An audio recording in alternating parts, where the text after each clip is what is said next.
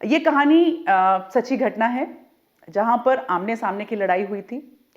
10 feet की दूरी से गोलियां चल रही थी।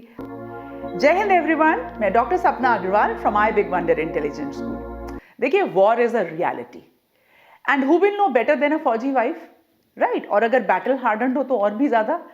लेकिन टफ लाइफ सबकी होती है, चाहे वो पैरामिलिट्री फोर्सेज हों, चाहे डिफेंस फोर्सेज के अलग अलग विंग्स हों, चाहे पुलिस पर्सनल हो। तो जिसने भी यूनिफॉर्म पहनी है, life is tough and full of challenges. और मेरी शादी जब कैप्टन पीयूष अग्रवाल से हुई, so it was a dream land, right? And my fauji was wearing a black dungaree और मैं पहुंची कैंट एरिया में, which was beautiful, greenery, right, बिल्कुल peaceful, different life style all together. तो ऐसे करते हुए पहुंचे और वहां पर मुझे पता चला कि साहब के पास एक बडी होता है और बडी के लिए उसके सांप बहुत इंपॉर्टेंट होते हैं और सांप के लिए भी बडी उतना ही इंपॉर्टेंट होता है। And buddy is not only for peace areas, चाहे वॉर टाइम हो चाहे पीस टाइम हो, buddy is always there with साहब, राइट? तो सुबह उठकर जब यूनिफॉर्म तैयार करने का टाइम आया तो मुझे लगा कि मेरे इंटरफियर करने से कहा कि मेम साहब ये काम मेरा है और ये साहब की यूनिफॉर्म है। तो साहब भी उनके, साहब की यूनिफॉर्म भी उनकी, और मेरा तो क्या रोल होगा मुझे समझ में ही नहीं आया, राइट? क्योंकि मुझे लगा हस्बैंड तो मेरे हैं, पर ऐसा ही होता है फौज में, राइट? फौजी का फर्स्ट लव भी शायद कुछ और होता है, उनका प्रोफेशन, और फौजी के साथ ऐसे बहुत सारे लोग जुड़े होते हैं। तो देखिए, ऐसे करते हुए बहुत सारी चीज़ें हुई। मैंने एनएसजी के अंदर देखा बड़ी tough life, slithering, body shooting, और मैंने तो ड्राइविंग भी ऑफेंसिव ड्राइविंग एरिया में सीखी। देखिए, मैं सोचती थी कि दो पहियों पर बैलेंस हो जाए उतना ही बहुत है, क्योंकि मैं 2 व्हीलर्स चलाती थी। 4 पहिए का सोचना मेरे लिए बहुत मुश्किल था। और ऑफेंसिव ड्राइविंग एरिया कहाँ क्या होता है? जहाँ पर प्राइम मिनिस्टर के ड्राइवर्स, प्रेसिडेंट के ड्राइवर्स, सिक्योरिटी मिशंस के लिए ड्राइवर्स तैयार होते हैं, उस एरिया में जाकर मुझे ड्राइविंग सिखाई गई और मैंने सीखी। So I am a good driver, right? तो देखिए, फौज में बहुत सारी चीज़ें सीखने के लिए भी। इनफैक्ट क्या हुआ कि मुझे कैंटीन जाना था। बहुत सारे लोग सोचते हैं कि फौज में बड़ी पर्क्स एंड प्रिविलेजेस होती हैं। हाँ, होती होंगी नेचुरली। तो वो खुद ऑफिस तो जिप्सी में जाया करते थे कैप्टन पीयूष। एंड मैंने बोला कि मुझे आज, कई दिन बीत चुके थे कुछ घर का सामान लेने के लिए, तो थोड़ी देर के बाद मेरे पास एक फौजी ट्रक आकर घर के बाहर रुकता है। फौजी ट्रक, तो मैंने बोला कोई बात नहीं, आगे शायद को ड्राइवर सीट पर बैठना होगा। तो मैं को ड्राइवर, तो मुझे ड्राइवर भैया ने बताया कि मेम साहब आपको पीछे बैठना होगा। मैंने पूरी with all my might I climb the फौजी ट्रक। अच्छा, चढ़ने में तो उतनी दिक्कत नहीं आई, जब जाकर डेस्टिनेशन पर रुके और उतरने के वक्त मैंने पूरा जोर लगाकर मुझे कूदना पड़ा। यहाँ से ट्रेनिंग स्टार्ट हो गई थी कि फौजी life is all not glamorous. यहाँ पर आपको इंडिपेंडेंट होना सीखना पड़ेगा और हर चीज सीखनी पड़ेगी, क्योंकि वॉर इज अ रियलिटी। जब कहीं बाहर जाएंगे या फील्ड एरिया में जाएंगे तो सारी चीजें आपको अपने आप करनी है और अपने साथ साथ आपको औरों को भी संभालना है। तो लाइफ ऐसे गुजर रही थी। पहला बेटा हो गया था। थोड़े दिनों बाद पता चला कि पोस्टिंग कश्मीर में आई है। कश्मीर के बारे में तो यही सुना था कि बड़ी सुंदर वादियां हैं, बर्फ है। मैं पहले कभी नहीं गई थी और मैं बहुत एक्साइटेड थी कि कश्मीर। मुझे पता चला इट्स अ फील्ड पोस्टिंग और मैं तो वहां पर बिल्कुल ही अलाउड नहीं हूं। तो it was a shock for me. खैर, पैकिंग हुई, सामान पैक करके आधे से ज़्यादा सामान पैक्ड स्टेट में रहा और वहाँ पर मुझे जाने का मौका मिला एक बार, जब उस टेन्योर के दौरान। तो जब मैं वापस आई तो मैं बहुत कुछ सीख चुकी थी और बहुत कुछ फौज के बारे में समझ चुकी थी। वहाँ का डिसिप्लिन, कायदा कानून, आपका फौजी क्या कर रहा होता है, किस चीज़ में आप इंटरफेयर कर सकते हैं और कहाँ पर आपको देखना तक भी अलाउड नहीं है। बहुत सारी सीक्रेट चीज़ें होती हैं जो शायद आज तक भी मेरे साथ शेयर नहीं की गई होंगी, और ऐसा ही आप बहुत सारी लोग मेरे साथ इस बात को समझ भी रहे होंगे। इतने में ही मैं अपने रह रही हूँ घर पर।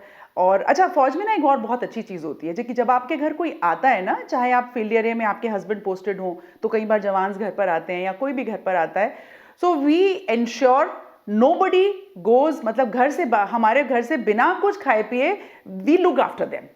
हम उनको बहुत अच्छे से देखभाल करके ही भेजते हैं। So this is a learning, ये मैंने फौज में सीखा था।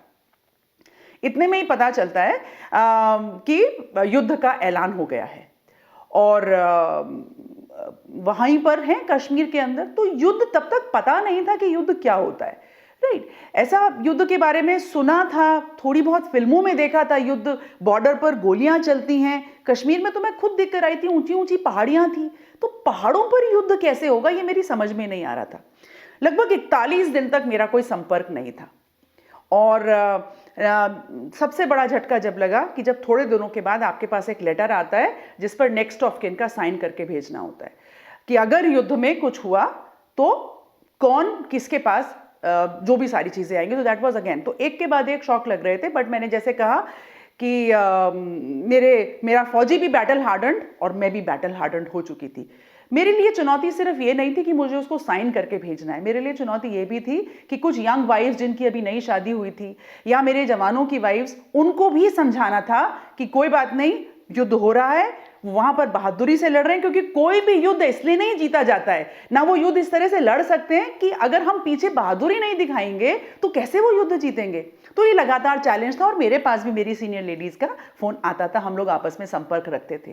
खैर 41 दिन तक कोई संपर्क नहीं, और टेलीविजन पर एक ही चीज दिखाई दे रही थी, तिरंगे में लिपटे हुए कॉफिन आते हुए।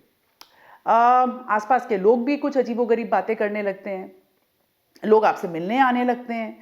खैर मुझे बहुत ज्यादा नहीं पता था, मैं बच्चे को भी यही बता रही थी कि you know how brave and we are going to kill the enemy and we are going to win the war. लगातार मन में एक अलग सा जज्बा हो जाता है। मतलब ये एक्सपीरियंस मैं शब्दों में कैसे बयान करूं, मैं नहीं कह सकती। बहुत सारी चीजें आज भी मेरे मन में हो रही हैं। हाँ, डर भी था मन में, बहुत डर था। और जब 41 दिन के बाद फोन की घंटी बजी, फोन तो यूं तो रोज ही बज रहे थे, पर जब फोन की घंटी बजी और इनकी आवाज सुनाई दी तो आप समझ सकते हैं, बस आंखों से आंसू ही निकले। मैं कुछ भी बात नहीं कर पाई।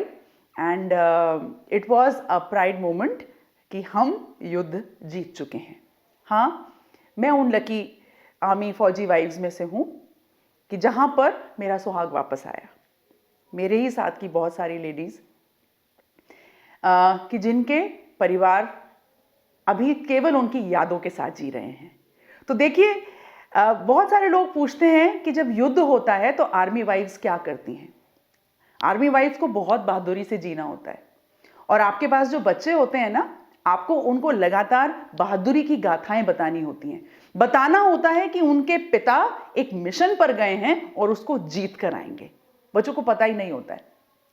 राइट, मेरा बच्चा छोटा था, कुछ लोगों के बच्चे बड़े होते हैं, वो रोज वापस आते हैं और रोज आकर टेलीविजन में देखते हैं और न्यूज सुन रहे होते हैं कि ऐसा हो रहा है, और शायद उन बच्चों की भी भावनाएं कुछ अलग होती होंगी। देखिए, आज मैं आपसे जो बात कर रही हूं ना, whenever you see a veteran, जिन लोगों ने फौज में अपनी जिंदगी बता दी है, जब भी आप देखें तो मेरी तो रिक्वेस्ट आपसे यही रहेगी, just give them their dues, just salute them, just respect them. उन्होंने अपनी सेवाएं दी हैं, their blood and sweat has been given for the motherland. Right, जैसे आप कभी किसी फौजी को देखें, थोड़ा सा रिस्पेक्ट कर दें, और कुछ भी नहीं चाहिए। देश का ये जो प्यार है ना, देश का ये जो जज्बा है ना, लगातार हमें और हमारे फौजियों को अच्छा करने का बहुत मौका देता है। फौजी वाइफ्स कहीं अलग से नहीं आई होती हैं, वही सिंपल फैमिलीज से वो लोग जुड़ती हैं। हाँ, वहां जाने के बाद कुछ एक अलग जज्बा बन जाता है। तो आज मेरे पास मुझे एक कहानी याद आ रही है। कारगिल युद्ध से थोड़े दिन पहले ही करीब वहां पर एक शमशेर खान का, हमीद गाड़ा का एक इंसिडेंट हुआ था, जहां पर अगेन मतलब हमारी एनिवर्सरी थी 9 अप्रैल की, पर 9 अप्रैल में मुझे फोन ही नहीं आया। मैंने बोला 3 साल में एनिवर्सरी भूल गए क्या, पता नहीं फोन क्यों नहीं किया। ऐसा करके मैं थोड़ा सा मन में दुखी थी। 10 अप्रैल को मेरे पास फोन आता है and he says happy anniversary dear, we are going to celebrate many more years together. ये कहानी सच्ची घटना है, जहां पर आमने सामने की लड़ाई हुई थी। 10 फीट की दूरी से गोलियां चल रही थी। आप मुझे कमेंट बॉक्स में लिखिएगा अगर आप ये कहानी सुनना चाहें, क्योंकि इस कहानी को सुनने के बाद मैं बिल्कुल सन्न रह गई थी। तो आज तो मैंने आपको बताया कि जब युद्ध होता है तो हम सब वाइफ्स क्या कर रही होती हैं। हर फौजी वाइफ की अपनी अपनी कहानी है, राइट। हर कोई अपने अपने तरीके से जी रहा होता है, लेकिन ये वो चीज़ें हैं जो हमें अंदर तक झकझोर देती हैं और हमें तैयार करती हैं। Nation comes first. तो आज के लिए मैं हमेशा जैसे सबको बोलती हूँ, हर एक को हक है कहने का, आई बिग वंडर। आप मेरे वीडियोस को यूं ही लाइक, सब्सक्राइब और शेयर करते रहें। और बहुत मज़ा भी आ रहा है। हाँ, लेकिन अगर आपको और मेरी कहानियाँ सुननी हो ना, तो आप कमेंट बॉक्स में ज़रूर डालिएगा। तो आज के लिए जय हिंद।